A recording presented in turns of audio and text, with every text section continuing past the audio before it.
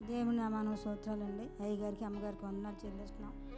2024లో అయితే మరి నాకు బంగారం పోయింది, మీ అందరికీ తెలుసు.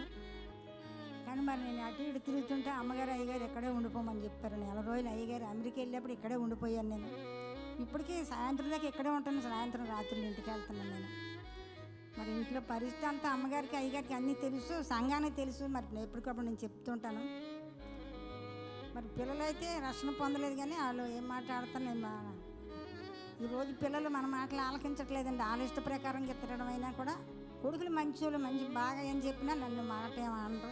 పిల్లలు కోడళ్ళు అటు ఇటుగా ఉన్నామని, కానీ కొడుకులు చాలా మంచోళ్ళు, నన్ను ఏమనరు. దాన్ని బట్టి దేవుడికి వందనాలు చెల్లిస్తున్నాను. 2024లో మరి మా మనవడికి వివాహం జరిగింది. అయితే విగ్రహారాల్లాగా చేసుకోవడం జరిగింది. తర్వాత మా పాపకి, మా యామకి 2012లోని 2024లో 12వ నెలలో వివాహం జరిగింది. అయ్యగారు అమ్మగారు ప్రార్థన చేశారు. మరి విగ్రహారాల్లో నేను వెళ్ళలేదు. మా పాపని హైదరాబాద్ ఇచ్చారు.